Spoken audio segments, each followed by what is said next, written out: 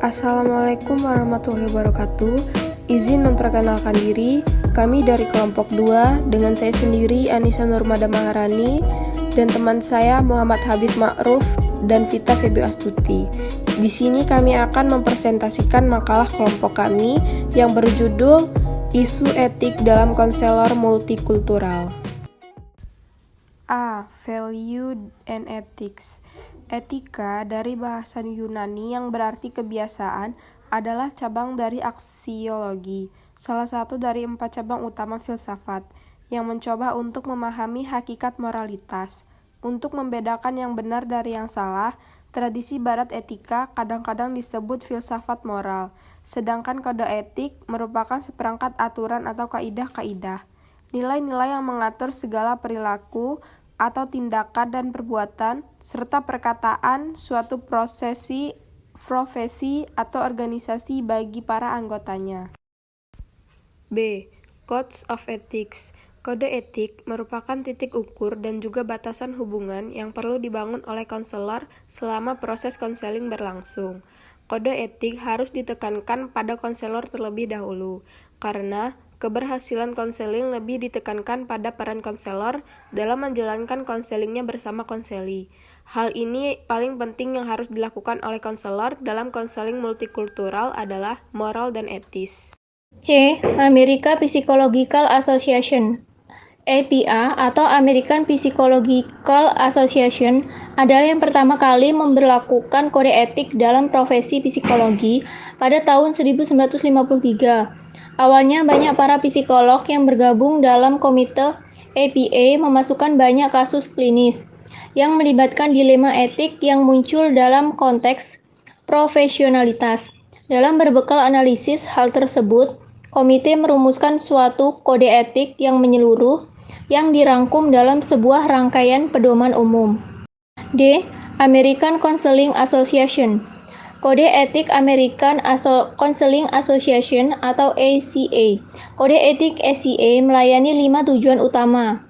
A. Kode ini memungkinkan asosiasi untuk menjelaskan untuk saat ini dan calon anggota, dan untuk mereka yang dilayani oleh anggota, sifat tanggung jawab etis yang diselenggarakan bersama oleh anggotanya. B. Kode ini membantu mendukung misi asosiasi. C. Kode ini menetapkan prinsip-prinsip yang menentukan perilaku etis dan praktik terbaik dari anggota asosiasi.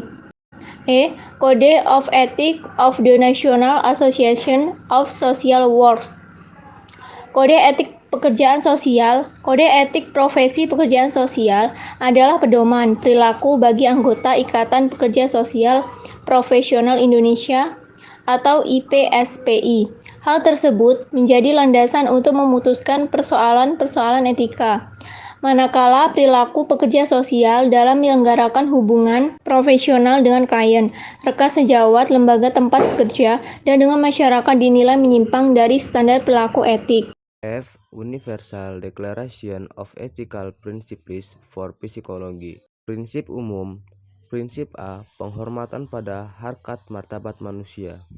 Yang pertama, psikolog dan ilmuwan psikolog harus menekankan pada hak asasi manusia dalam melaksanakan layanan psikologi. Yang kedua, psikolog dan ilmuwan psikolog menghormati martabat setiap orang serta hak-hak individu akan keleluasaan pribadi, kerahasiaan, dan pilihan pribadi. G. Ethical Decision Making. Pengambilan keputusan etik tidak selamanya mudah dilakukan, tetapi hal ini merupakan bagian dari tugas seorang konselor. Untuk ini dibutuhkan kualitas seperti karakter, integritas, dan keberanian moral. Selain pengetahuan Welfel 2006, beberapa konselor beroperasi dengan standar etik pribadi tanpa berpegangan pada batasan etik yang dibuat oleh Asosiasi Konseling Profesional. H.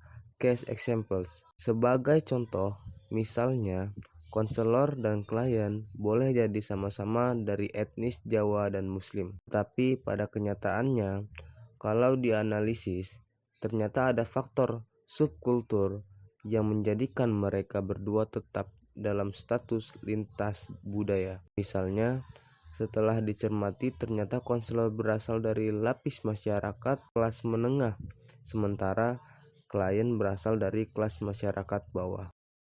Baik, sekian presentasi dari kelompok 2 mengenai etik dalam konselor multikultural. Jika ada ingin ditanyakan dari materi kami, silakan komen di bawah. Kami akhiri, wassalamualaikum warahmatullahi wabarakatuh.